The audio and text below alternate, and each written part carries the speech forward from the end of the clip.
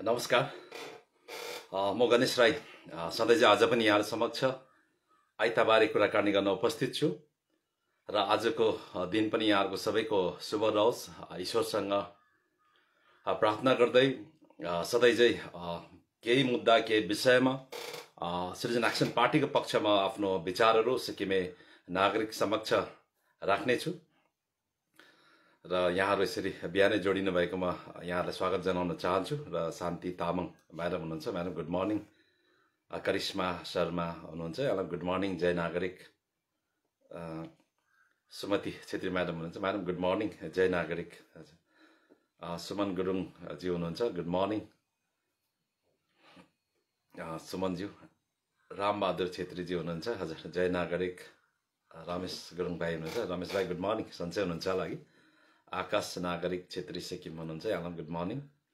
यदुनाथ मिश्रजी हुनुहुन्छ, good morning. अम्बर राई हुनुहुन्छ, यहाँलाई गुड मर्निङ। सरिना बन्तावा राई हुनुहुन्छ, good morning. Kedarnath Tiwari sir हुनुहुन्छ, यहाँलाई गुड मर्निङ। हवस् सर, ठिकै छ। हिजो सभामा आउनु पाइनँ भन्नुहुँदैछ। अर्पण लिम्बुजी हुनुहुन्छ, जय नागरिक। खेमलाल पाण्डे भाइ हुनुहुन्छ, गुड मर्निङ। प्रशान्त बाबु न्यौपानेजी हुनुहुन्छ, यहाँलाई गुड मर्निङ। शान्ति गिरी हुनुहुन्छ, यहाँलाई गुड मर्निङ म्याडम। सिके छेत्री सर, जय नागरिक सर। प्रीतम बजगाई भाइ हुनुहुन्छ, गुड मर्निङ। विवेक गजमेर माओ हुनुहुन्छ, यहाँलाई गुड मर्निङ। धनबहादुर तामाङज्यू, पिडी शेर्पाज्यू, अनिल नेपालज्यू, छिरिङ एन्ड भुटिया, यहाँलाई गुड मर्निङ। रने सिक्किमे हुनुहुन्छ, यहाँलाई गुड मर्निङ। भीम दोमी राई हुनुहुन्छ भाइ, गुड मर्निङ। अजित चोङगाङ राईज्यू हुनुहुन्छ, गुड मर्निङ। जसाङ लिङ्वा, बर्मेक गेजिङ क्याप, हरि छेत्री, रत्न किरात, यहाँलाई सबलाई गुड मर्निङ। कुमार प्रधान हुनुहुन्छ, अङ्बिला भुटिया सर हुनुहुन्छ, बसन्त राई हुनुहुन्छ, विष्णु चामलिङज्यू हुनुहुन्छ, Bishnu Chamling sir good morning. जय नागरिक। दावत तासो हुनुहुन्छ, good morning. Akash Chhetri, good morning. Dhakman Limbu, Bharat Rai हुनुहुन्छ, यहाँलाई सबलाई good morning. Karma Dikshit Bhutia madam हुनुहुन्छ, गुड मर्निङ। सुवलक्षी राई, डम्बर छेत्री, सबलाई जय नागरिक। सोनाम गिर्मीज्यू हुनुहुन्छ, गुड मर्निङ सोनामज्यू। आशिष राई हुनुहुन्छ, गुड मर्निङ। पुडन राई, अजित सुब्बा, अन्जिता राणा, कुमार नेवाङ राई, यहाँलाई गुड मर्निङ। सृजना भुटिया, प्रेम प्रधान, रत्नकला सुवेदी म्याडम, यहाँ सबलाई गुड मर्निङ।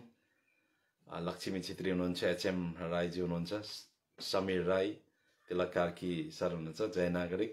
पेम्पा जो हुनुहुन्छ, सञ्जीव छेत्री हुनुहुन्छ, यहाँ good morning. Sunita Raing Rai, good morning.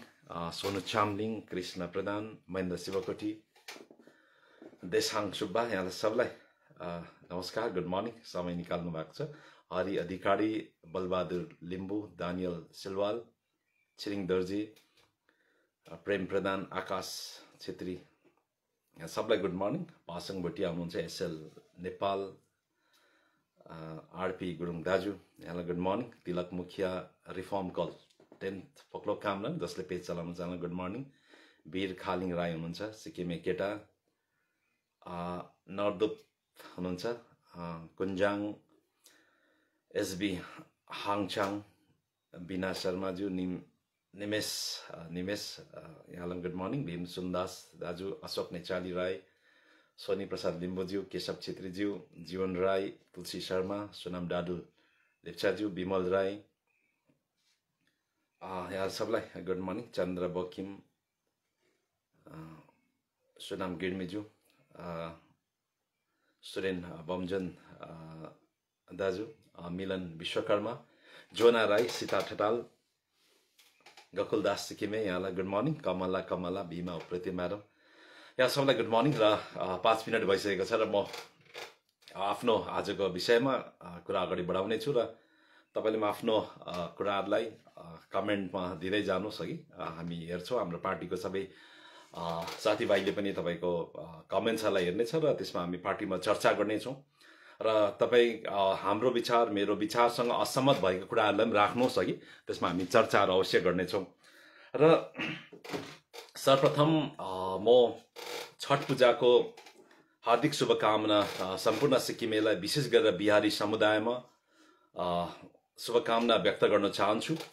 र छठ एउटा महान पर्व हो र विशेष गरेर सिक्किममा बिहारी समुदायले मनाउने गर्छ र त्यसमा केही सालदेखि सिक्किमे पनि संलग्न भएर सिक्किमेले पनि पालन गर्छ र पवित्र चाड हो र यस चाडमा यहाँहरू सबैलाई यस चाडले यहाँहरूको जीवनमा सुख शान्ति समृद्धि लिएर आओस् भन्ने प्रार्थना पनि गर्छु। र सिक्किमको सन्दर्भमा कुरा गर्दाखेरि विशेष गरेर बिहारी समुदायको बिहारी कम्युनिटीको सिक्किम आज जहाँ पुगेको छ उहाँहरूको सबभन्दा ठुलो योगदान छ। उहाँहरूको कडा सङ्घर्ष छ र उहाँहरूले सङ्घर्ष गरेर सिक्किमको विकासमा, सिक्किमको तरक्कीमा, सिक्किमको प्रोग्रेसमा उहाँहरूले आफ्नो ठुलो सहभागिता जनाउनु भएको छ। र उहाँहरू सिक्किममा आएर व्यापार नगरिदिएको हो भने सायद सिक्किम आज यो स्तरमा पुग्ने थिएन। र सिक्किमलाई पहिला देश हुँदै अलग्गै देश हुँदै नै अन्य देशसँग विशेष गरेर भारत देशसँग जोड्ने, सिक्किमको यहाँ भएको प्रडक्टलाई अन्य देशमा, भारत देशमा लाने, त्यहाँदेखि उहाँको योगदान छ। गाउँ गाउँमा घुमेर गाउँमा चाहिएको आवश्यक परेका सामानहरू गाउँ गाउँमा पुर्याउने कामहरू उहाँले गर्नुभयो। अनि गाउँमा भएको उत्पादन भएको कुराहरूलाई पनि बजारमा लगेर उहाँले राष्ट्रिय अन्तर्राष्ट्रिय बजारमा लगेर सही मूल्य हाम्रो किसानहरूलाई दिनेमा उहाँहरूको ठुलो योगदान छ। यस कारणले गर्दाखेरि यो चाडपर्वमा उहाँहरूको साथमा हामी सबैजना सिक्किमे छौँ र उहाँहरूले यो हर्षोल्लासको साथमा चाडलाई मनाउनुहुन्छ र यो चाडको यहाँलाई फेरि पनि शुभकामना छ। र आज म विशेष गरेर सिक्किममा हामी देखिरहेको भोगिरहेको विषयमा नै आफ्नो कुराहरू यहाँ समक्ष राख्नेछु। र सर्वप्रथम त हिजो पनि हाम्रो पश्चिम जिल्लामा सभा भएको थियो र रुम्बुकमा हाम्रो सोरेङ जिल्ला अन्तर्गत रुम्बुकमा सभा भएको थियो र त्यहाँनिर हामीले चर्चाहरू गऱ्यौँ, बातचितहरू गऱ्यौँ कि ग्रामीण अर्थव्यवस्था, रुरल इकोनोमी र आज हामीले सिक्किममा चर्चा गर्नुपर्ने विषय छ रुरल इकोनोमी, ग्रामीण अर्थव्यवस्था। आज प्रत्येक घरको युवाहरूले, यङहरूले किन सरकारी नोकरी खोज्छ, किन गभर्मेन्ट जब खोज्छ? एमएलएहरूको उहाँहरूले भेट्छ, मन्त्री मुख्यमन्त्री भेट्छ अनि उहाँहरूले गभर्मेन्ट जब माग्छ र जब माग्दाखेरि उहाँहरूलाई मन परेको मान्छेहरूलाई जब दिन्छ र अलिकति टाढो पार्टीमा नसघाउने अर्थात् बेरोजगारै रहनुपर्छ। र हामी कति कुरा सुन्छौँ कि एमएलएहरूको भाषणहरू सुन्छौँ, नेताहरूको भाषण सुन्छौँ, सबले सरकारी नोकरी मागेर हुँदैन, आफ्नो काम धन्दा गर्नुपर्छ भनेको उहाँहरूको कुरा सुन्छौँ। तर आज किन यङहरू, युवाहरू गभर्मेन्ट जब माग्दैछ, किन बाध्य छ है? किन उहाँहरू कम्पल्सनमा छ आज सरकारी नोकरी माग्नु? यसमा गहिरो चिन्तन मनन गर्नु जरुरी छ सिक्किममा। किनभने सिक्किमको ग्रामीण अर्थव्यवस्था बर्बाद भएको छ। रुरल इकोनोमी भन्ने सिक्किममा त नन एक्जिस्टेन्स जस्तो भइसकेको छ। र वर्गीस कुरियनले सुरु गरेको व्हाइट रेभोल्युसनले जुन चाहिँ उहाँको एउटा कन्सेप्ट थियो, त्यो व्हाइट रेभोल्युसनको कारणले गर्दाखेरि केही हदसम्म अघि दुध बेचेर रुरल इकोनोमीलाई केही हदसम्म सहयोग पुगिरहेको छ। अघि गाईको दुधहरू बेच्ने एउटा जुन व्यवस्था वर्गीस कुरियनले देशमा दियो व्हाइट रेभोल्युसन अन्तर्गत, त्यसले केही हदसम्म ग्रामीण अर्थव्यवस्थालाई सहयोग गरेको छ। त्यहाँदेखि अन्यथा त्यस्तो काम खास ठोस भएको छैन। र रुरल टुरिज्ममा कतिवटा गाउँहरू अग्रसर भएर रुरल टुरिज्ममा फोकस गरेर पनि केही कामहरू गरेको हामी देख्छौँ। रुरल इकोनोमीलाई भाइब्रेन्ट बनाउने उहाँहरूको कोसिसहरू भएको छ। तर टुरिज्म इन्डस्ट्री पनि सिक्किममा धराशायी भइसकेको, सिक्किममा बर्बाद भइसकेको छ। र यो ग्रामीण अर्थव्यवस्था बर्बाद भएको कारणले गर्दाखेरि आज यङहरू, युवाहरू गाउँबाट पलायन हुँदैछ, सरकारी नोकरी जाँदैछ। सरकारी नोकरी जसले पाउँदैन उहाँ प्राइभेट सेक्टर्समा गाउँ छोडेर अन्य ठाउँमा गएर कामहरू गर्दैछ। र रुरल इकोनोमी के हो त?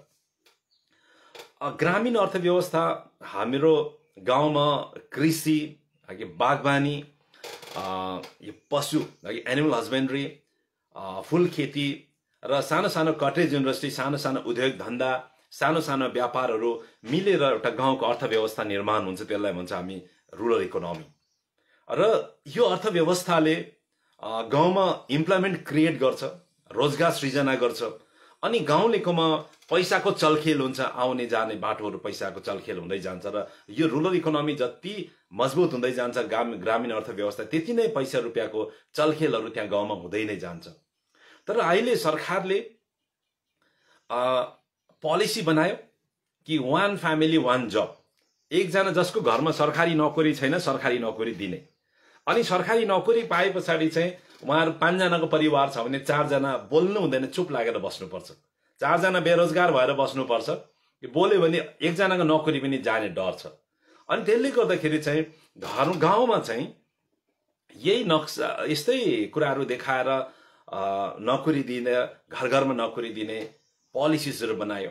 र अहिले सिक्किम सरकारको बजेटको जति हाम्रो बजेट छ, बजेट साइज यो सालको 16,000 करोडको बजेट हो र 16,000 करोडको बजेट साइजमा गभर्मेन्ट इम्प्लोइको स्यालेरी, उहाँहरूको पेन्सन अनि सरकारले लिएको ऋणको इन्ट्रेस्ट मात्रै, लोन लिएको इन्ट्रेस्ट मात्रै तिर्दाखेरि करिबन 45%, 45% बजेट चाहिँ त्यहाँनिर सकिँदैछ। करिबन आधा नै भन्दा हुन्छ, 50% नै बजेट चाहिँ पैसा रुपियाँ चाहिँ त्यहाँनिर सकिँदैछ। अनि त्यसले गर्दाखेरि चाहिँ त्यो स्यालेरीमा कम्ती स्यालेरी 10,000, 9,000, 15,000, 20,000 अनि अहिले भर्खर रेगुलर भएकोले म्याक्सिमम उहाँले 30,000, 31,000 स्यालेरी पाउनुहुन्छ। त्यो स्यालेरीमा त्यति तलबमा घर परिवार चल्नुपर्छ अनि त्यो जम्मै कुरो त्यहाँनिर छ। अनि अर्को सिक्किममा फेरि ट्रेन्ड सुरु भएको छ कि हामी ठुलो घर बनाउनु पर्छ, आरसीसी घर बनाउने, गाउँ बस्तीमा पनि सबले घर बनाउने। अनि नोकरी पाए पश्चात चाहिँ त्यहाँबाट उहाँहरूले रेगुलर भए पश्चात चाहिँ ब्याङ्कहरू आइहाल्छ, ब्याङ्कहरू फाइनेन्स गर्ने आउँछ, फाइनेन्सिङ एजेन्सिजहरू आउँछ, अनि इएमआईमा लोन लिएर घर निर्माण गर्ने, ठुलो घर बनाउने।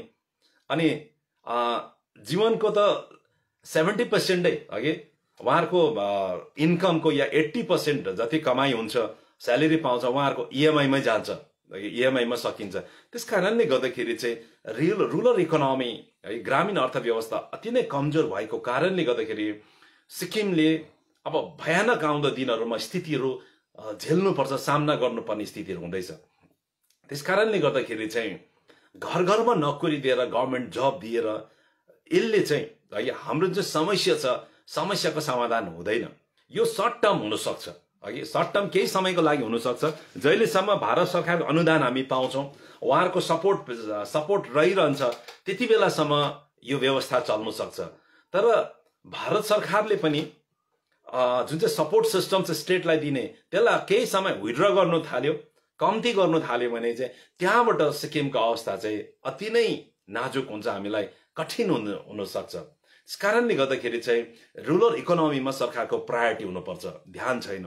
र आज गाउँमा पिउने पानीको व्यवस्था ठिक छैन, सबै परिवारले पिउने पानीको सुविधाहरू पाइसकेको छैन। त्यस्तो अवस्था छ भने सरकारको कहीँ पनि रुरल इकोनोमीमा ध्यान छैन। त्यस कारणले गर्दाखेरि हाम्रो पार्टीले बार बार भन्दैछौँ कि ग्रामीण अर्थव्यवस्था मजबुत गर्नुपर्छ।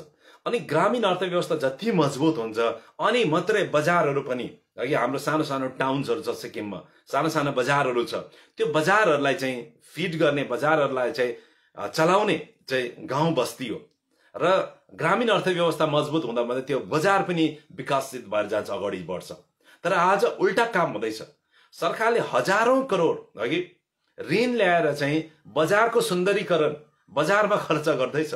तर त्यो पैसा जबसम्म रुरल इकोनोमीलाई, ग्रामीण अर्थव्यवस्थालाई मजबुत बनाउनमा खर्च गरिँदैन, तर बजारमा लगाएको टाइल्सले बजारेको आमदामी बढेर जाँदैन, व्यापार धन्दा बढ्दैन। र यसमा चाहिँ गम्भीर भएर सोच्नुपर्छ र सृजन एक्सन पार्टी अति नै गम्भीर छौं। र आज म विशेष गरेर सिक्किमका सम्पूर्ण सरकारी कर्मचारीहरूलाई आह्वान गर्नको निम्ति पनि उपस्थित छु कि अब तपाईहरुको रेस्पोन्सिबल जिम्मेवारी तपाईहरुबाट हुनुपर्छ।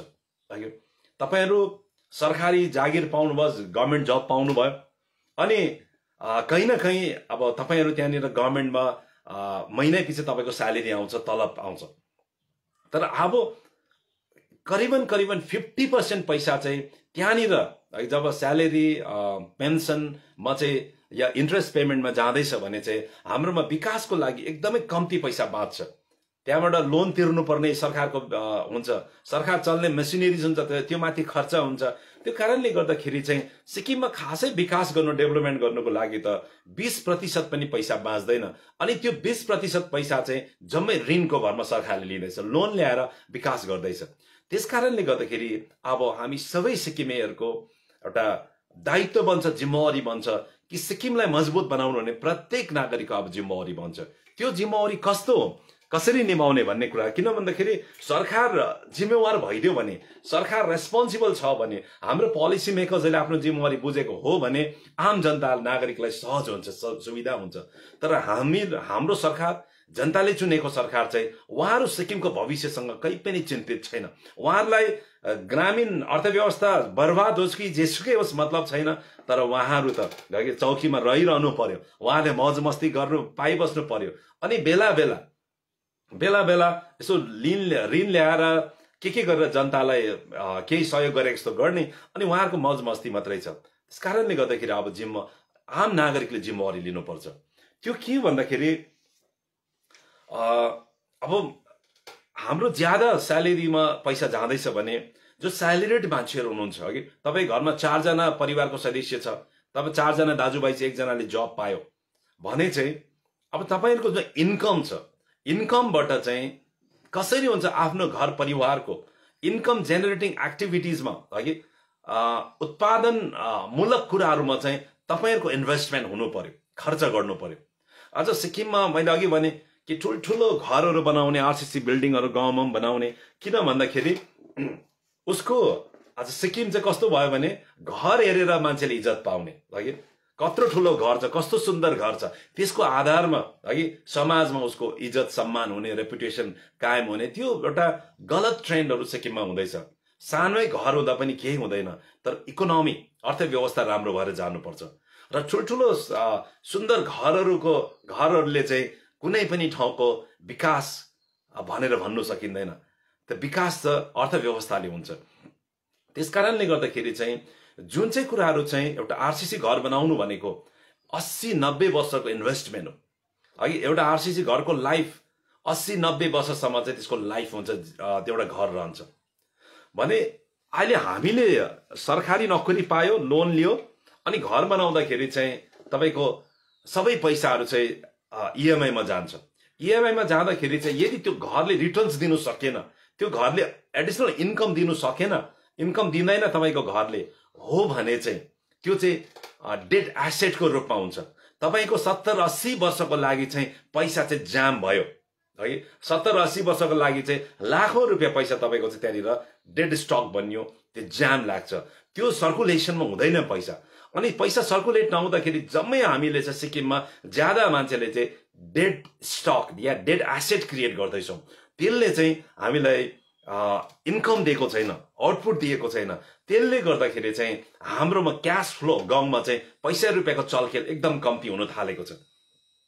र तपाईँहरू एलिजिबल हुन्छ, लोन पाउँछ, राम्रो ऋणहरू पाउँछ भने तपाईँहरू अघि घर जसलाई आवश्यकता छ अघि प्लान गर्नुहोस् कि 30 वर्ष 40 वर्षसम्म चाहिँ थाम्ने घर, है या आउँदो 20-25 वर्षसम्म चाहिँ चल्ने घर निर्माण गर्ने, अनि उब्रेको पैसाले चाहिँ कसरी हुन्छ तपाईँको चाहिँ उत्पादनमूलक कुराहरूमा, प्रोडक्टिभ सेक्टर्समा तपाईँले इन्भेस्टमेन्ट गर्नुहोस्। सानो सानो केही न केही स्टार्ट गर्नुहोस्, या गाउँमा हुनुहुन्छ भने डेयरी फार्मिङ हुनसक्छ, या के हुनसक्छ, है सानो फार्म क्रिएट गर्नुहोस्, जाने तपाईँ एडिसनल इन्कमहरू आउँदै जाओस्। त्यो कारणले गर्दाखेरि तपाईँको फाल्टु इन्कमले पछि पैसा रुपियाँ कमाएर घर बनाउँदाखेरि चाहिँ त्यो चाहिँ सेभिङ गरेर बचत गरेर घर बनाउँदा राम्रो। तर जम्मै हामीले ऋणमा, अझ सिक्किममा 80-90% घरहरू हामीले लोनमा निर्माण गर्दैछौँ, अनि जसको रिटर्न्स छैन भने चाहिँ त्यति बेला चाहिँ स्टेटको इकोनोमी बर्बाद भएर जान्छ, है स्टेटको अर्थव्यवस्था खुम्चिँदै जान्छ। त्यसले चाहिँ सर्ट टर्म हामी अलिकति प्रस्परस देखे तापनि, है सर्ट टर्ममा हामी अघि धेरै प्रगतिशील देखे तापनि केही समयको लागि हामी चाहिँ समृद्धशाली भएछौँ, है हाम्रो ठाउँ समृद्ध हो भन्ने देखिए तापनि लङ रनमा यसले नराम्रो असर पर्दै जान्छ।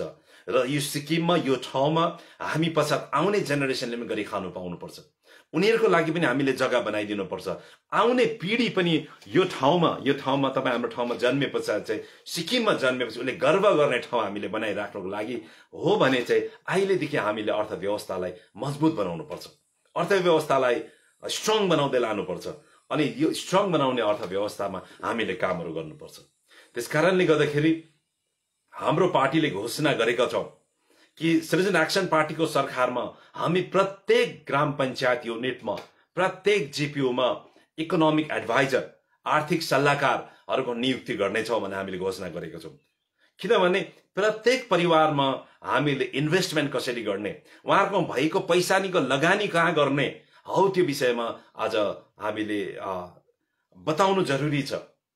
र यो अब सबैलाई यो कुराहरू भन्नु जरुरी छ र यसमा हामी गहन चिन्तन गरेका छौँ र आउँदो दिनमा हामी यसमा अवश्य काम गर्नेछौँ। र यहाँनिर ग्रामीण अर्थव्यवस्था मजबुत गर्नुमा सबै कर्मचारीहरूको पनि सहयोग रहनुपर्छ। र हिजोस्ति जति पनि तपाईँ रेगुलर हुनुभएको यङ गभर्मेन्ट इम्प्लोयर हुनुहुन्छ, तपाईँहरू रेगुलर हुनुभयो, स्यालेरी पाउनुभयो र अब अरूले जस्तो गर्यो हगि लोन लिइहाल्ने, गाडी किनिहाल्ने हगि गाडीको आवश्यकता छ भने यो गाडी लिनै पर्ने हुन्छ, जहाँनिर निड छ आवश्यकता छ लिनुपर्ने हुन्छ। तर खालि सो अफको लागि आवश्यकता छैन भने यो कुराहरूबाट हामी जति सक्दो टाढो रहनु सक्छ, रहेको राम्रो। जुन चाहिँ कुरो चाहिँ अहिले नै हामी लग्जरीतिर हामी सिक्किम जाने अवस्थामा हामी सिक्किम छैनौँ र सबले केही न केही हदमा यहाँनिर केही न केही कुराहरू त्याग गर्नुपर्छ सिक्किमको लागि। अनि मात्रै हामी आउने भावी पिँढीको एउटा उज्जवल भविष्य हामी उहाँलाई दिन सक्छौँ। र ठुल्ठुलो घरहरू निर्माण गर्नेपट्टि तपाईँहरू एकदमै अहिले नै नगइहाल्ने र तपाईँहरू लोन लियो भने पनि तपाईँको घरमा भएको हगि दाजु भाइ बहिनी दिदी बेरोजगार छ, अनइम्प्लोइड छ भने उहाँहरूलाई सपोर्ट गर्नको लागि, उहाँहरूलाई केही न केही फार्म स्टार्ट गर्नको लागि, केही न केही उत्पादनमूलक गाउँमा के हुनसक्छ, उहाँले के गर्दाखेरि राम्रो हुन्छ, उहाँकोमा क्षमता छ, क्यापेसिटी छ, त्यो अनुसारमा तपाईँले सहयोग गरेको चाहिँ त्यो चाहिँ बेस्ट हुन्छ। या गाउँमा तपाईँको कोही साथी छ, तपाईँको मिल्दो साथी छ र उहाँले लोनको लागि बेरोजगार छ, लोन पाउँदैन भने उहाँ त्यो साथीहरूलाई मद्दत गर्नुहोस् र हामी बेरोजगार मुक्त सिक्किम निर्माणमा त्यसरी एकअर्काले अब सहयोग गर्नुपर्नेछ। र अब जबसम्म यो सोच विचार हामीमा आउँदैन, मैले पाएँ, मेरो लाइफ हो, मैले जे गर्दा पनि हुन्छ हगि मेरो मात्रै राम्रो घर हुनुपर्छ, मेरो मात्रै राम्रो गाडी हुनुपर्छ भनेर सोच राख्यौँ भने चाहिँ हामी कोही भोलि सुरक्षित हुँदैनौँ। संसारमा अहिले उदाहरणहरू हेर्दै जाउँ हगि, संसारमा उदाहरण हेऱ्यो भने भोलिको दिनमा चाहिँ सबभन्दा असुरक्षित मान्छे को हुन्छ भन्दाखेरि जसले समाजमा गलत तरिकाले पैसा रुपियाँ कमाएको छ, आज कमाएर धन सम्पत्ति गलत तरिकाले कमाएर मौज मस्ती गर्दैछ, उहाँहरू या उहाँहरूको छोराछोरी आउने पिँढीहरू उहाँ सबभन्दा असुरक्षित हो। उहाँहरूको आज जो बाउ आमाले गलत काम गरेर, भ्रष्टाचार गरेर, गलत कुरा गरेर पैसा रुपियाँ कमाएर उहाँहरूको छोराछोरीको लागि आलिशान घरहरू बनाउँदैछ, प्रशस्त आउने बाटोहरू उहाँहरूको लागि बनाइदिँदैछ भने चाहिँ उहाँहरूले त्यो नानीहरूमाथि कल्याण गरेको छैन, उहाँहरू नानीहरूमाथि चाहिँ अपराध गर्दैछ। किन भन्दाखेरि भोलि त्यो नानीहरूमाथि पनि हगि समाज जब एउटा स्तरमा पुग्छ, जब पोजिसनमा पुग्छ जहाँनिर चाहिँ सहनु नसक्ने अवस्थामा जब पुग्छ भने कसैलाई पनि समाजले छोड्दैन। त्यसकारणले गर्दाखेरि अहिले हामी एउटा सिक्किम शान्तिमय सिक्किम छ, सबै शान्ति रुचाउने सिक्किम छ भने यसमा सबैजना लागि परेर काम गर्ने म तपाईँलाई आह्वान पनि गर्न चाहन्छु, यसरी हामी काम गरौँ। अनि अर्को पनि सिक्किमका गाउँ बस्तीमा हामी देख्छौँ, हेरिरहेको छौँ कि सबैजना मान्छेहरू चाहिँ अलिकति पैसा रुपियाँ भएपछि रोड साइडमा साइट किन्ने, जमिन किन्ने र रोडै छेउमा घर बनाउने, सबले यो चाहिँ सिक्किममा एउटा ट्रेन्ड आयो, जुन चाहिँ यस्तो चाहिँ केही वर्ष अगाडि चाइनामा पनि भएको थियो, चाइनाले पनि फेस गरेको थियो, साउथ कोरियाले फेस गरेको थियो, जापानमा थियो, फ्रान्समा थियो। यस्तो कुराहरू चाहिँ हामी सिक्किमले जुन चाहिँ अहिले फलो गर्दैछौँ, यो अलरेडी यो देशहरूले यो प्रब्लमलाई सामना गरिसकेको। उहाँहरूको पनि के थियो भने अलिकति पैसा रुपियाँ भए पछाडि चाहिँ त्यो देशमा हुने मान्छेहरू चाहिँ रोड छेउमा घर किन्ने, साइट किन्ने, जमिन किन्ने, घर बनाउने अनि त्यहाँ एउटा दोकान सुरु गर्ने एउटा उहाँहरूको इच्छाले उहाँहरूले सबले बनायो। त्यसो गर्दै जाँदाखेरि चाहिँ गाउँको इन्टेरियर गाउँभित्रको जग्गा जमिनहरू चाहिँ जम्मै बाँझो हुन थाल्यो, किनभने त्यहाँ रोडको सुविधा छैन, पिउने पानीको सुविधा छैन। रोड साइडमा आउँदाखेरि ट्रान्सपोर्टेसन अघि यातायातको धेरै सुविधा, र त्यहाँनिर रोड साइडमा आउँदाखेरि फाल्टो व्यापार गरेर पनि पैसा रुपियाँ कमाउन सक्ने एउटा सम्भावना देखेर हामी सबै रोड साइडमा आउँदैछौँ, रोडमा हामी आउँदैछौँ। अनि रोडमा बनाएको घर पनि मैले अघि भने कि यो 80 वर्ष 90 वर्ष लाइफ भएको आरसीसी घर बनाउँदैछौँ, र त्यो यदि त्यो रोड साइडमा आएर उहाँको घर रेन्टमा लागेन, दोकान राम्रो चलेन भने चाहिँ त्यो जम्मै डेड एसेट हुन्छ। एउटा त साइट किन्दाखेरि बहुत खर्च भएको हुन्छ जमिन किन्दाखेरि, अनि अर्को घर बनाउँदाखेरि पनि खर्च भएको हुन्छ, र त्यसले गर्दाखेरि डेड एसेट त्यहाँ क्रिएट हुन्छ। अर्को चाहिँ आफ्नो जमिन आफ्नो ठाउँ चाहिँ बाँझो हुँदै जान्छ है, त्यो ब्यारन ल्यान्ड हुन्छ, बाँझो हुन्छ, र बिस्तारो बिस्तारो चाहिँ हाम्रो गाउँ बस्तीको इन्टेरियर चाहिँ खाली हुँदै रोड साइडमा जम्मै आउने यो चलन हुन्छ।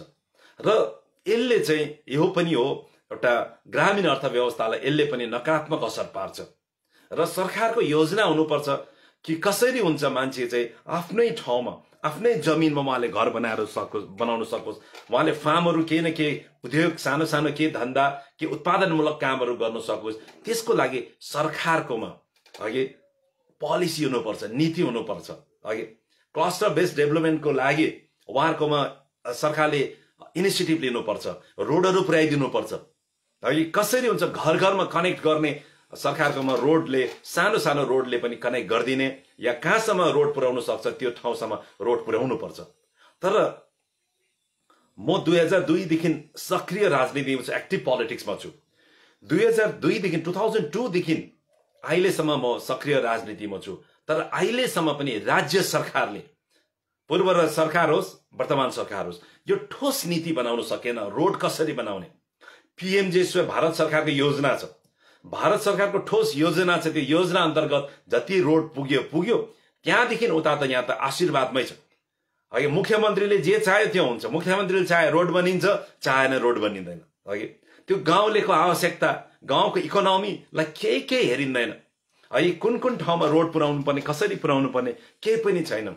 र त्यसले गर्दाखेरि चाहिँ आज सिक्किमको धेरैवटा भेगहरू धेरैवटा ठाउँहरूमा रोडको अभाव छ, रोडको धेरै अभाव छ।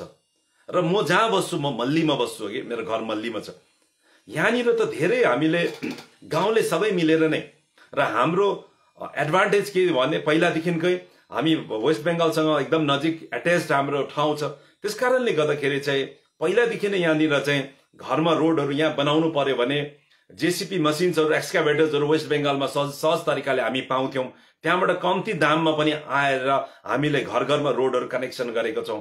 प्राय घरमा रोडहरू पुगेको छ। र यो भेगमा प्राय मान्छेहरू पोल्ट्री होस् या केही न केही उद्योग धन्दा सानो सानो धन्दाहरू गरेर यहाँनिर उत्पादनमूलक काममा इन्भल्भ छ। त्यस कारणले गर्दाखेरि धेरै हदसम्म बेरोजगार पनि कम्ती छ।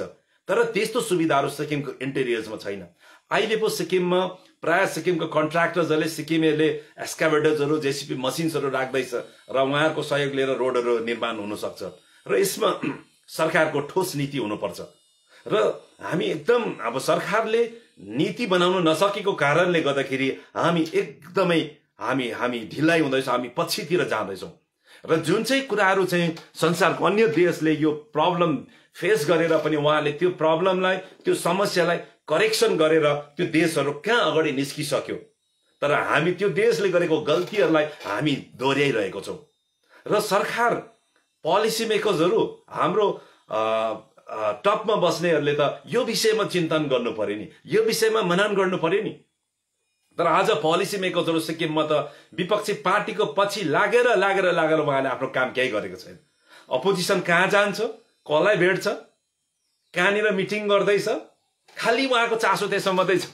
कहाँ जान्छ, कहाँ बाटो छेक्नु पर्ने, कहाँ कार्यकर्ता पठाउनु पर्ने, अघि कसलाई भिक्टिमाइज गर्नुपर्ने, त्यसमा मात्रै उहाँहरूको एनर्जी, उहाँको भएको जुन चाहिँ पावर छ त्यसमा मात्रै अचाहिँदो कुरोमा खर्च गरेको कारणले गर्दाखेरि जुन चाहिँ कुरोमा उहाँहरूले काम गर्नुपर्छ त्यसमा गरेकै छैन। र उहाँहरूको काम भनेको हाम्रो पछि लाग्नु होइन। उहाँहरूको काम भनेको यो पोलिसी छ, नयाँ सिक्किममा के बेस्ट पोलिसी ल्याउन सक्छ, हाम्रो समाज कुन दिशामा जाँदैछ, त्यो समाजहरूलाई कसरी राइट ट्र्याकमा ल्याउन सक्छ, अघि विश्वको बेस्ट कुराहरूलाई हेरेर उहाँहरू यहाँनिर इम्प्लिमेन्ट गर्नु पर्यो। तर त्यसमा आज ध्यान छैन।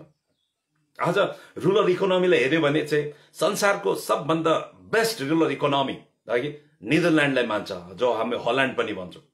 नेदरल्यान्डको इकोनोमी, रुरल इकोनोमी चाहिँ संसारको चाहिँ है एग्री बेस्ट इकोनोमी हो, उहाँहरूको बेस्ट हो।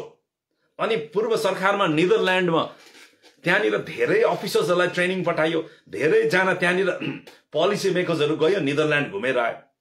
तर नेदरल्यान्ड घुमेर आएर के नेदरल्यान्डको जस्तो हाम्रो ग्रामीण अर्थव्यवस्था हामी निर्माण भयो त? त्यो हुन सकेको छैन र उहाँहरूको एग्री बेस्ट हो। अनि अर्को अब सर्भिस सेक्टर्सलाई बेस्ट रुरल इकोनोमी हेऱ्यो भने चाहिँ इङ्ल्यान्ड हो, युके हो, युनाइटेड किङडम हामी पनि भन्छौँ हामी हगि। त्यहाँको रुरल इकोनोमी चाहिँ आज सबभन्दा ज्यादा चाहिँ त्यहाँनिर चाहिँ सर्भिस सेक्टर्समा छ हगि। सर्भिस सेक्टर्स, टर्सियरी सेक्टर्सले त्यहाँको रुरल इकोनोमीलाई चाहिँ ग्रामीण अर्थव्यवस्थालाई चाहिँ भाइब्रेन्ट बनाएको छ। तर यो अर्थ यो होइन कि फेरि इङ्ल्यान्डमा चाहिँ जम्मैजना चाहिँ खेती छोडेर सर्भिस सेक्टरमा गयो र जमिन बाँझो बनायो भन्ने होइन। त्यहाँ जमिन बाँझो छँदै छैन। पहिला भन्दाखेरि ज्यादा प्रोडक्सन बढेर गयो, उत्पादन बढेर गएको छ। तर हामी चाहिँ सर्भिस सेक्टरमा जाँदाखेरि चाहिँ हाम्रो जमिन पनि बाँझो हुनु भएन नि, हाम्रो प्रोडक्सन, हाम्रो उत्पादन पनि घटेर जानु भएन नि। तर हाम्रो समाज त उत्पादनमूलक समाज नभएर हामी त अघि उपभोक्ता आधारित बेस्ट हामी एउटा समाज निर्माण गर्दैछौँ। हामी त कन्ज्युमर मात्रै हुँदैछौँ अघि। अनि हाम्रोमा आएको पैसा जुन चाहिँ केन्द्र सरकारले दिएको बजेट छ त्यो त तुरुन्तै खोला तरिहाल्छ, हामी खोला पारी पठाइहाल्छौँ, हाम्रोमा रहँदैन। किन भन्दाखेरि हाम्रो जब इकोनोमी चाहिँ हामीले उत्पादनमूलक इकोनोमी हामीले बनाउँदैनौँ, प्रोडक्सन बेस्ट इकोनोमी हामी बनाउन सक्दैनौँ, तबसम्म चाहिँ हाम्रो पैसा रुपियाँ रहँदैन। र हाम्रो कन्ज्युमर बेस्ड इकोनोमीले चाहिँ घातक हो। र यो कुराहरूमा चाहिँ आज सरकारले, पोलिसी मेकर्सले सोच्नुपर्छ। र प्रत्येक म ग्रामीण भेगमा बस्नेहरूलाई सबैलाई आह्वान गर्न चाहन्छु कि तपाईँ हाम्रो गाउँमा आउने पुस्ताहरू, धेरै पुस्ता यो ठाउँमा रहनुपर्छ भने आउने पुस्ताले पनि गरी खाने त्यो ठाउँ बनाइराखौँ हामीले। त्यसको लागि चिन्तन गरौँ, मनन गरौँ। अनि हाम्रो पार्टी त यही सिद्धान्त लिएर बनिएको पार्टी हो। हामी यही कुराहरूलाई लिएर ग्रामीण अर्थव्यवस्थालाई मजबुत बनाएर मात्रै सिक्किम मजबुत हुन्छ भन्ने हामी यो कुरामा हामीले अध्ययन गरेर, चिन्तन गरेर बनिएको पार्टी हो। र हामी जहिले पनि सिक्किमे नागरिकले हामीलाई एउटा भरोसा गर्छ, विश्वास गर्छ कि यो पार्टी अब सरकार बनाउँदा हुन्छ, यो पार्टीलाई हामी सरकारमा पुर्याउँदाखेरि राम्रो हुन्छ भन्ने जुन दिन सिक्किमेलाई लाग्छ, त्यो दिन जुन दिन हामी सरकारमा पुग्छौँ, यो जम्मै कुरा हामी गर्नेछौँ। हामी सबै कुरालाई करेक्सन्स गरेर, सुधार गरेर हामी अगाडि जानेछौँ भन्ने पनि यो विचार यहाँहरू समक्ष मैले राखेँ अघि। र अर्को विषयमा म अगाडि आउन चाहन्छु अघि, त्यो हो अब सिक्किममा धेरैवटा, अघि पनि मैले कुरा गरेँ अघि, त्यही कुरा छ कि बेरोजगारहरू, यङहरू, अनइम्प्लोइडहरू भेट्छौँ, जान्छौँ अघि। र यङहरू भेट्दाखेरि अब सरकारी नोकरी गर्ने, गभर्मेन्ट जबहरू गर्नेहरू त हाम्रो अगाडि देखा पर्दैन। उहाँहरूलाई त अब नोकरी कसरी बचाउने उहाँलाई रिस्क छ र त्यसको लागि उहाँहरू अवश्य पनि हामीसँग भेटघाट गर्दैन। तर अन्य यङहरू भेट्छौँ र उहाँहरूको म क्वालिफिकेसन सोध्छु, कति पढेको भन्दाखेरि मास्टर्स, प्रायःको मास्टर्स भन्छ अघि, ग्रेजुएट त प्रायःले नै गरेको छ। त्यहाँदेखि अरू टेक्निकल एजुकेसन्सहरू पनि उहाँले लिएको छ। र धेरै बेरोजगारहरू भेट्छौँ। अनि के गर्दैछ भन्दाखेरि केही छैन। मैले अघि भने ग्रामीण अर्थव्यवस्था धराशायी भइसक्यो, उहाँहरूको के अवसर छैन। गभर्मेन्टमै जानु पर्यो, नेतै भेट्नु पर्यो, अनि गरिदिन्छु भनेको छ, हुन्छ भनेको छ, काम हुन्छ भनेको छ भनेर भन्ने कुराहरू गर्छ। अनि यसरी हाम्रो ह्युमन रिसोर्सहरू, मानव संसाधनहरूलाई चाहिँ बेरोजगार राख्दाखेरि हामी अगाडि जान सक्दैनौँ। र बेरोजगार कोही चाहिँ पढेर आएर त्यसै बेरोजगार छ, उसको शारीरिक रूपमा ऊ सक्षम छ, काम गर्नु सक्छ, मेहनत गर्नु सक्छ, उसकोमा नलेज छ, स्किल छ, सब कुछ छ, तर ऊ चाहिँ बेरोजगार बस्दैछ भने चाहिँ यो देशको नोक्सानी हो, राज्यको नोक्सानी हो, उहाँको परिवारको मात्रै नोक्सानी होइन, उहाँको व्यक्तिगत नोक्सानी होइन, उहाँ चाहिँ देशको नोक्सानी हो। किन उहाँहरू त अब देशको एसेट हो हगि, र एउटा देशको रिसोर्स हो, संसाधन हो।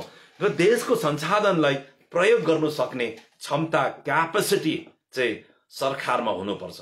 त्यो गभर्मेन्टकोमा त्यो क्यापेबिलिटी अघि त्यो क्षमता चाहिँ हुनु जरुरी छ। र अहिले भनेको चाहिँ सरकार चाहिँ कस्तो हो भने जनतामा भएको जुन चाहिँ मानव संसाधन छ, जनतामा भएको रिसोर्सेस छ, त्यो संसाधनलाई चाहिँ प्रयोग गर्नु नसक्ने इनक्यापेबल असक्षम चाहिँ आज सरकार भएको छ। त्यसकारणले गर्दाखेरि सिटिजन एक्सन पार्टी हामीले पहिलो चुनाव 2024 मा पहिलो चुनावमा सहभागी बन्यौं अनि पहिलो चुनावमै हामीले घोषणा गरेको छौं कि हाम्रो सरकारमा अघि 24 मा हामी चुनाव हार्यौं तर भविष्यमा जहिले पनि सरकार आउँछौं त्यति बेला हामीले लेखेका छौं बेरोजगार बन्नु नपर्ने नीति हामी बनाउने भनेर। अघि त्यो राइट टु अर्न एक्ट नयाँ कानून लेजिस्लेसन हामी ल्याउने छौं। त्यो कानूनको नाम बनेछ राइट टु अर्न एक्ट। अघि प्रत्येक मान्छेले कमाउने अधिकार, कानूनी अधिकार हामी दिने हामी निश्चय गरेको छौं र हामीले यो कानूनको कुराहरू गरेको छौं। र त्यस समय अब सिक्किमले कतिको हाम्रो कुरा सुन्यो कतिको सुनेन थाहा छैन, तर अब यो कुरामा चर्चा गर्दै लानेछौं हामी के गर्छौं। राइट टु अर्न एक्ट किन सिक्किममा ल्याउने? अब हाम्रो भारतको संविधानले नै सबैले कमाउन सक्ने, सबले काम व्यवसाय गर्ने अधिकार त दिएको छ, तर सरकारले संविधानले दिए तापनि हामीले चुनेको सरकारले यो कुराबाट वञ्चित राखेको छ। त्यति संविधानले त्यति ग्यारेन्टी गरेर मात्रै हुँदैन, सरकारकोमा राज्य सरकारकोमा आज इम्प्लिमेन्ट जेनेरेट गर्नुको लागि उहाँकोमा कार्यक्रम हुनु पर्यो, नीति हुनु पर्यो। नीति कार्यक्रम केही छैन। त्यसकारणले गर्दाखेरि हामीले प्रत्येकलाई यो अधिकार दिने कि उसको चाहिँ कमाउने राइट टु अधिकार हो। र यसको उद्देश्य के हो भन्दाखेरि चाहिँ इकोनोमिक इन्जस्टिस, जुन आर्थिक अन्याय भइरहेको छ। किनभने मन परेको मान्छेलाई, आफ्नो नजिकको मान्छेलाई ठुलो मान्छे बनाउने, उसलाई कमाउने अवसर दिने, अलि मन नपरेको टाढोलाई चाहिँ कमाउँदै गरेको पनि उसलाई चाहिँ कसरी हुन्छ कमाउन नसक्ने, उसलाई बर्बाद गर्ने नीति अहिलेसम्म सिक्किममा बनिएको छ। अनि त्यो नीति पेपरमा छैन, पेपरमा यस्तो नीति बनाउन सक्दैन सरकारले, तर भर्बल तरिकाले यहाँनिर त्यस्तो नीति बनाएर त्यो तरिकाले यहाँनिर चाहिँ उत्पीडन गर्ने कामहरू सिक्किममा भएको छ। र यहाँ चाहिँ इकोनोमिक इन्जस्टिस भएको छ। कोही परिवारको 3 जना छ भने 3 जना नोकरी दिएको छ, कसैलाई 1 जनालाई दिँदैन भनेपछि नोकरी नपाउने परिवारलाई त आर्थिक अन्याय भयो, इकोनोमिक इन्जस्टिस भयो। उहाँले गरी खानुको लागि केही अवसर छैन उहाँको लागि। तर एउटा परिवार चाहिँ दक्षता क्षमताको कारणले गर्दाखेरि होइन, तर नेताको नजिकको भयो, नेताको प्यारो भयो, पार्टीको नजिकको मान्छे भयो र सबैजना घरको सदस्य सबैले नोकरी गर्ने भयो भनेपछि जुन चाहिँ यो इकोनोमिक इन्जस्टिस छ, आर्थिक अन्याय छ, यो आर्थिक अन्यायलाई चाहिँ मास्नुको लागि हामी यो एक्ट ल्याउने हाम्रो यो प्रतिबद्धता हो। अर्को चाहिँ हो कि पोलिटिकल डिपेन्डेन्सी, राजनीतिक निर्भरतालाई हामी खत्म गर्न चाहन्छौँ। तपाई कमाउनुको लागि, तपाई घर परिवार चलाउनुको लागि तपाईलाई जतिको आवश्यक इन्कमको आवश्यकता छ, पैसा रुपियाँ कमाउनु पर्छ, त्यसको लागि पार्टीको झण्डा बोकेर हिँड्नु पर्दैन, पार्टीको तपाईको सक्रिय कार्यकर्ता भएर हिँड्नु पर्दैन, कसै विपक्ष पार्टीको गाडी रोक्नु पर्दैन, मुर्दाबाद लाउनु पर्दैन, घरमा ठुलठुलो रुलिङ पार्टीको झण्डै लाउँदाखेरि मात्रै फाइदा पाउने भन्ने होइन।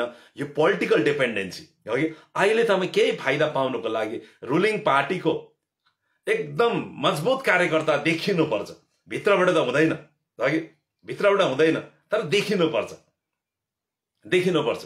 अस्ति म रिनक गएको थिएँ, रिनक गएको होइन, खास सुजाचेन गएको, रिनकमा बाटो छेक्यो, बाटो रोक्यो, अनि अगाडि क्यामेरा जब अगाडि आउँछ पुरा मेरो मुर्दाबाद लगायो हगि। क्यामेरा हटेपछि सुटुक्कै आएर सर नरिसाउनुहोस्, के गर्नु करै पर्छ, यति नगरी मेरो नानीको नोकरी दिन्छु भनेको छ, हुन्छ होला भनेर भन्दै थियो। अनि उहाँहरूको यो पोलिटिकल डिपेन्डेन्सी हो र पोलिटिकल डिपेन्डेन्सी उहाँहरू डिपेन्ड हुनुपर्छ अहिले चाहिँ। र पोलिटिकल डिपेन्डेन्सी हामी हाम्रो सिक्किमबाट सधैँका लागि चाहिँ हटाउनको लागि चाहिँ यो चाहिँ राइट टु अर्न एक्ट हामीले ल्याउने हामी निश्चय हो। यो एक्टले के गर्छ भन्दाखेरि चाहिँ प्रत्येकले कमाउने, उहाँहरू घर परिवार चलाउने अवसर उहाँले पाउँछ र बेरोजगार कोही बनिनु पर्दैन। कोही बेरोजगार भने सरकारै उहाँ घरमा पुग्छ, बेरोजगार भएर घरमा त्यसै बसिरहेको छ भने सरकारै पुगेर उहाँ के गर्नु सक्छ अघि। हामी इम्प्लोइमेन्ट अपर्च्युनिटी रोजगारको अवसर प्रशस्त सृजना गर्नेछौँ अनि त्यसबाट उहाँहरूको क्षमता योग्यता अनुसार कुन चाहिँ रोजगार लिन सक्छ उहाँले त्यो लिनु सक्ने हामी अवसर सृजना गर्छौं। र यो एक्ट अन्तर्गत चाहिँ यहाँनिर चाहिँ इम्प्लिमेन्ट फन्ड हामी क्रिएट गर्छौं। अघि इम्प्लिमेन्ट फन्ड यहाँनिर डेडिकेटेड इम्प्लिमेन्ट फन्ड हुनेछ है। सुरुवात राज्यको बजेटको 2% बजेट हामी आवन्टन अलग्गै गर्ने हाम्रो प्रतिबद्धता छ है, अलग्गै आवन्टन गर्छौं।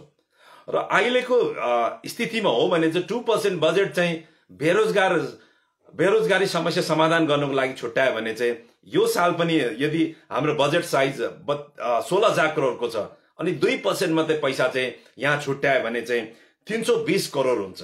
अनि 320 करोडले एक सालमा निस्केको हामी जति पनि पढेर आउँछ या स्कुल ड्रप आउट हुन्छ, स्कुल छोड्छ, पढ्दैन, उहाँ बेरोजगारहरूको लागि चाहिँ रोजगार काफी सृजना गर्न सक्छौं।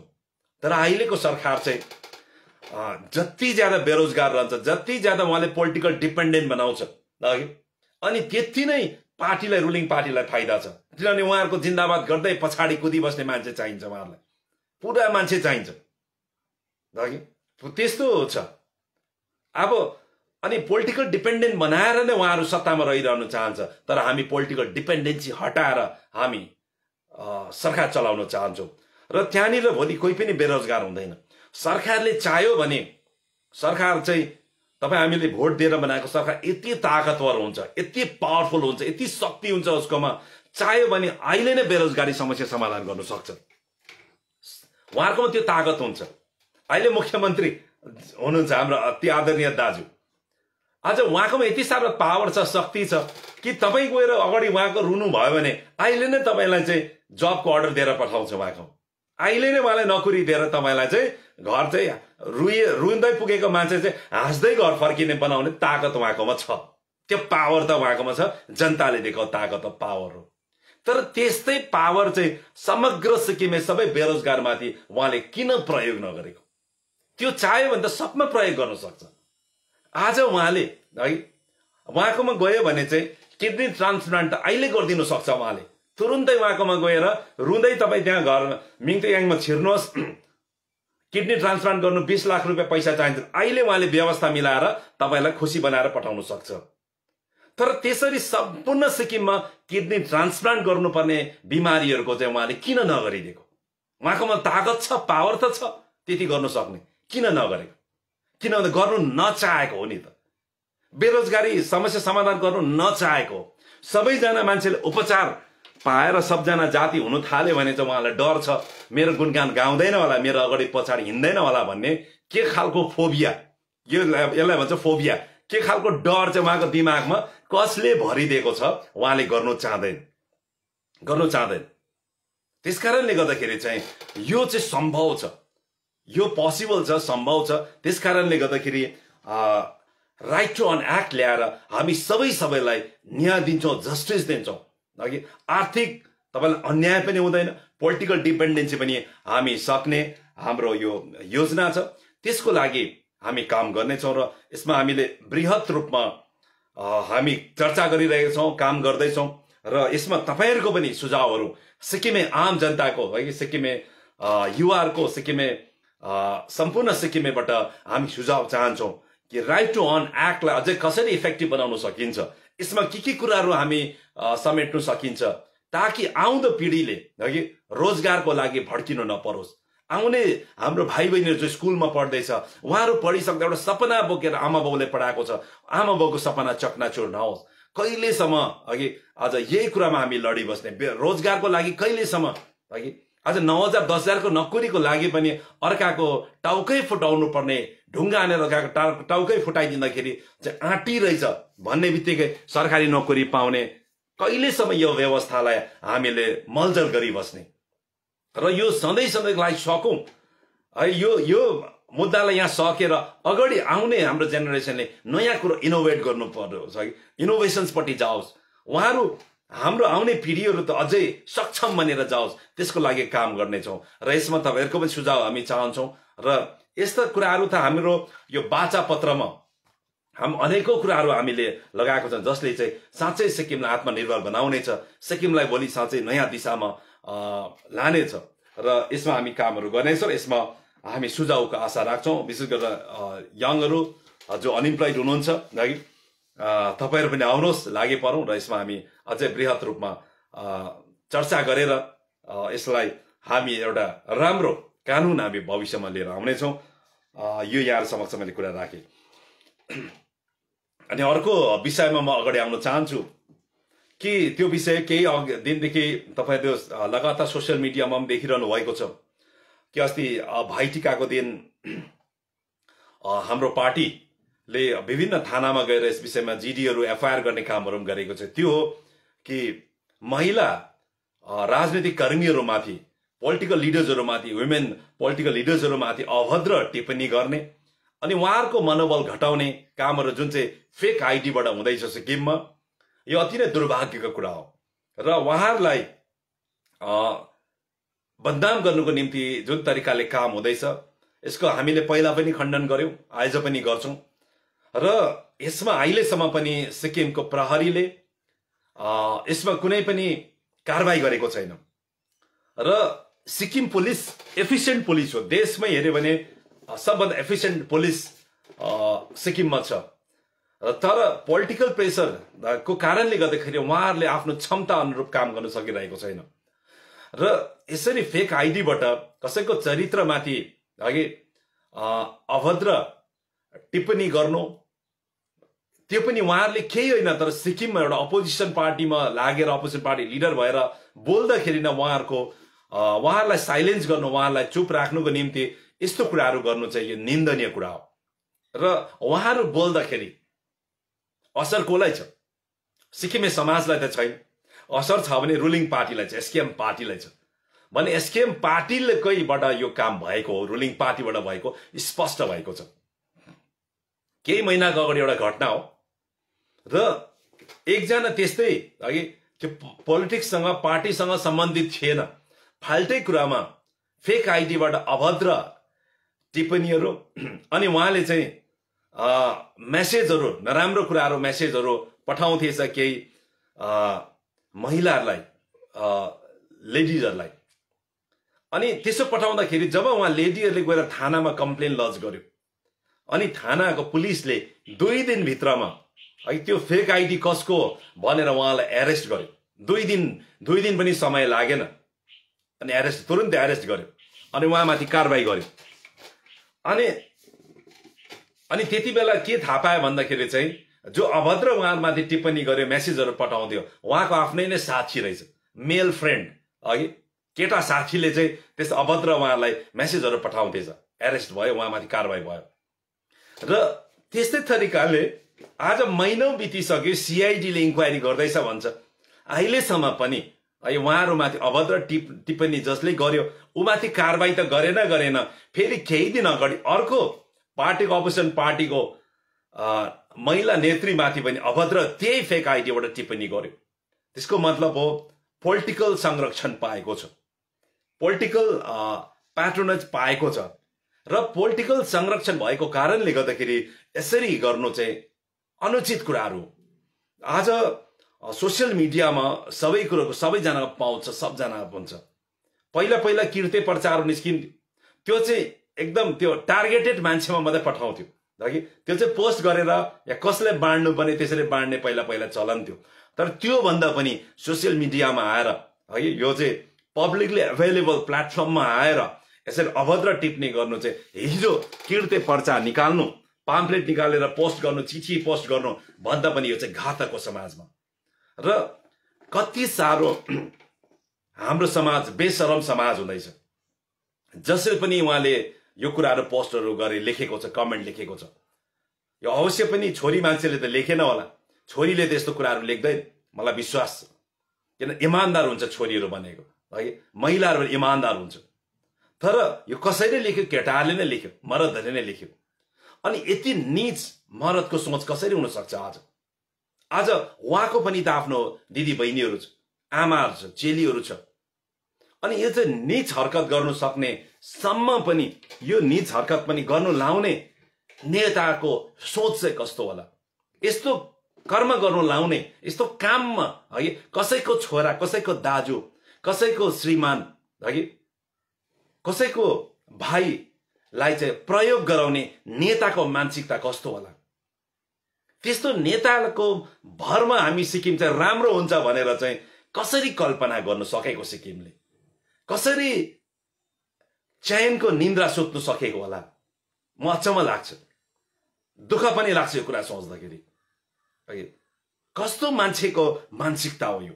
कसरी नेता मान्ने, कसरी लिडर मान्ने, कसरी तपाईले उहाँको फोटोलाई घरमा राखेर पुज्ने, तपाईले कसरी आफ्नो छोरीलाई त्यो नेताको अगाडि तपाईको नमस्ते गर्नु ढोक्नु पठाउँछ, तपाईले कसरी आफ्नो दिदी बहिनीलाई उहाँलाई भेट्नु पठाउँछ, उहाँको गुणगान गर्नु कसरी लाउन सकेको? के हाम्रो समाज कस्तो समाज निर्माण हुँदैछ, के हुँदैछ? त्यसकारणले गर्दाखेरि म चाहन्छु कि कहि त सिक्किमको पुलिस अफिसर्सहरू, पुलिस कर्मीहरू यस्तो निस्कियोस् जो चाहिँ पोलिटिकल दबावबाट, प्रेसरबाट माथि उठेर कारबाही गर्नुहोस् है।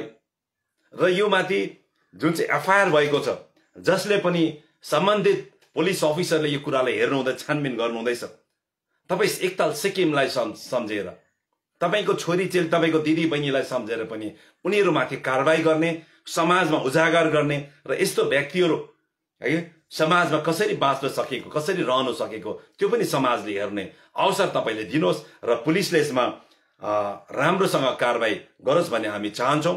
र यो अति नै निन्दनीय कुरा छ। यो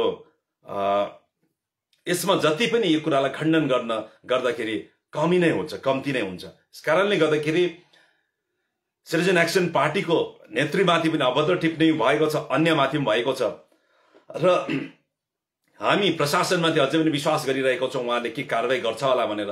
उहाँले कारबाही गर्दैन भने त्यहाँदेखि हामी फर्दर के गर्नुपर्छ है, राष्ट्रिय स्तरसम्म गएर नेशनल वुमेन कमिसनको गुहार लाउनुपर्छ भने हामी लाउनेछौँ। किन भन्दाखेरि यो मुद्दा एउटा पार्टीसँग जोडिएको मुद्दा होइन, यो चाहिँ महिलाहरूको अस्मितासँग, सम्मानसँग जोडिएको मुद्दा हो, विषय हो। र यो मुद्दामा हामी पार्टी अति नै गम्भीर छौँ र गम्भीर छौँ। त्यसकारणले गर्दाखेरि हाम्रो पार्टीले भाइटिकाको दिन पनि है, यो चेली र माइतीको पवित्र बन्धन, पवित्र साइनो है को दिनमा पनि हामीले यो कुरामा पुलिसलाई झकझकाउने काम गरेको छ, पुलिसलाई भन्ने काम गरेको छौँ। चेली माइतीको जुन चाहिँ हामी पवित्रता छ त्यसलाई सधैँ सिक्किममा कायम रहोस्, यो माथि कारबाही हुनुपर्छ भनेर हामीले हाम्रो चेलीहरूमाथि यस्तो भएको कारणले गर्दाखेरि माइतीहरू त्यो दिन भाइटिकाको दिन पनि थानामा गएर यो पुलिसहरूलाई भन्ने कामहरू गरेको छ। र यो हाम्रो केवल एउटा पोलिटिकल राजनीतिक स्टन्टको रूपमा नलिनु होला। हामीले पोलिटिकल स्टन्ट गरेको होइन, हामीलाई पोलिटिकल स्टन्ट गरिबस्नु जरुरी छैन, तर हामी साँच्चै सिक्किमलाई माया गर्ने हामी मान्छेहरू हौँ। हामी सिक्किमलाई साँच्चै माया गर्ने, सिक्किम आमालाई माया गर्ने हो। अनि सिक्किम आमालाई कहीँ पनि आँच आउनु हुँदैन, उहाँको इज्जतमाथि खेलबाड गर्नु हुँदैन भन्ने सोचको व्यक्तिहरू हौँ हामी। हामी केवल यहाँ राजनीति गरेर हामी सत्तामा पुगेर मौज मस्तीको लागि बनिएको पार्टी होइन। त्यसकारणले गर्दाखेरि यो चाहिँ हाम्रो पोलिटिकल स्टन्ट होइन र हामी गम्भीर छौँ। र यही गम्भीरताको साथमा जसले पनि यो विषयमा छानबिन गर्दैछ, पुलिस लागि पर्नु भएको छ, तपाईँले यसमा गम्भीर भएर पनि तपाईँले छानबिन गर्ने हाम्रो आह्वान छ, हाम्रो तपाईँलाई बिन्ती छ है। र यसमा कुरा केही राज्यबाट हुँदैन भने त्यसमा हामी देशमा अन्य जग्गाहरू छ जहाँ हामी दैलो ढकढकाउन सक्छौँ, हामी जान सक्छौँ, त्यो निकायहरूमा अवश्य हामी पुग्नेछौँ, जानेछौँ है। र यो पनि कुरा राखेँ यहाँहरू समक्ष। अनि अन्तमा समय भइसकेको छ र अन्तमा यहाँहरू समक्ष सिक्किममा राजनीतिक कर्मीहरूको मात्रा कम्ती हुँदै जाँदैछ। पोलिटिक्स गर्नेको जमात बढ्नुपर्छ। एक्टिभ पोलिटिक्समा, सक्रिय राजनीतिमा चासो राखेर सिक्किमे समाज अगाडि आउनुपर्छ। पोलिटिक्समा हो अनिश्चितता छ, अनसर्टेन्टी छ। झन् अहिलेको यो राजनीतिक परिवेशमा त तपाईँहरू धेरैजना राम्रो मान्छेलाई राजनीति गर्नु मन पर्दैन। राजनीतिबाट पलायन आएको, राजनीतिमा आएकोहरू पनि पलायन हुनु तपाईँलाई अवश्य मन लाग्छ। उराट लाग्दो स्थिति छ है। र तर राजनीतिमा मान्छेको कमी भयो भने, राजनीति गर्नेमा मान्छेको कमी भयो भने त्यति बेला देशलाई नै नोक्सान हुन्छ। देशलाई नोक्सान भनेको गणतन्त्रलाई नोक्सान हुन्छ है, लोकतन्त्रलाई हानि हुन्छ। अनि लोकतन्त्रलाई सधैँ बचाइराख्नु हो भने सबैले राजनीतिमा चासो राख्नुपर्छ।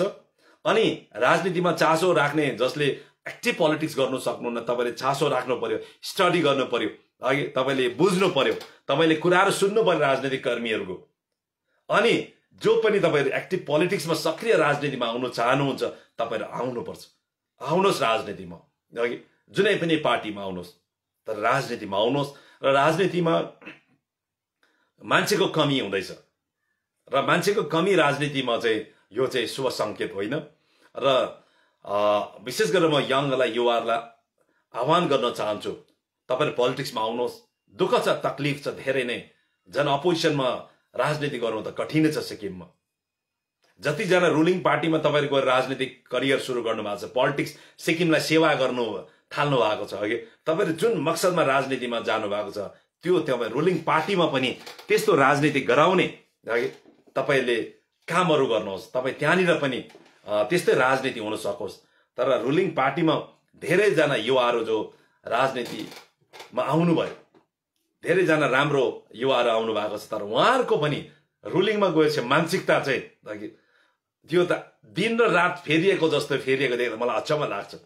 किन भन्दाखेरि उहाँहरू पोलिटिक्समा आउनुभन्दा अगाडि उहाँसँग मैले बसेर बातचित गरेको, घण्टौं बिताएको छ, उहाँसँग बातचित भएको छ भने आज त्यही कुराहरूलाई उहाँले आज फेरि इन्डोर्स गर्दैछ। हिजो जुन चाहिँ कुरालाई उहाँले विरोध गर्थे यो गलत हो भन्दै थियो अघि, कि उहाँले मजाले कुरा बुझेर त्यो कुरालाई इन्डोर्स गर्दैछ, कि उहाँहरू पनि राजनीति भनेको यस्तै रहेछ, पदमा पुग्नु पर्ने रहेछ, ललैमा अगाडि बढ्नु पर्ने रहेछ र इन्जोय गर्नुपर्ने रहेछ भन्नेले उहाँले पनि राजनीतिमा लियो कि भन्ने पनि बेला बेला लाग्छ। तर पनि युवाहरू राजनीतिमा आउने या रिटायर्ड कर्मचारी तपाईँ राजनीतिमा आफ्नो समय समाजलाई दिनुहोस्, राजनीतिलाई दिनुहोस्। अघि राजनीतिमा अझै ज्यादा मान्छेको आवश्यकता छ, पोलिटिक्समा अझै आउनु जरुरी छ र सबजनाले सक्रिय राजनीति गर्नु पर्दैन अघि। र सक्रिय राजनीतिमा सबले सहभागी नबने तापनि राजनीतिमा तपाईँले चासो राख्ने, इन्ट्रेस्ट राख्ने तपाईँलाई आह्वान गर्दै, अनि अर्को हप्ता पनि विभिन्न मुद्दामा, इस्युजमा तपाईँसँग भेटघाट गर्ने तपाईँलाई वचन दिँदै, तपाईँलाई कुनै पनि विषय लाग्छ कि यसमा सिक्किममा कुरा उठाउनुपर्छ भन्ने तपाईँलाई मुद्दा लाग्छ, विषय लाग्छ, हामी पार्टीलाई जानकारी गराउनुहोस्, हामी त्यसमा पनि कुराहरू राख्नेछौँ अघि। र तपाईँले धेरैजना आफ्नो कमेन्टहरू लेख्नु भएको छ र अब केही समय निकालेर तपाईँको कमेन्टमाथि पनि म आफ्नो प्रतिक्रियाहरू दिनेछु। र आज पनि समय भएको कारणले गर्दाखेरि तपाईँहरूको कमेन्टमाथि म प्रतिक्रिया दिन सकेन, यसको लागि माफी चाहन्छु। आउँदो दिनमा अवश्य पनि तपाईँहरूको कमेन्टमाथि पनि चर्चा गर्नेछु भन्ने यहाँहरूलाई वचन दिँदै म आजको लागि यहाँसँग बिदा लिन चाहन्छु। हवस्, धन्यवाद।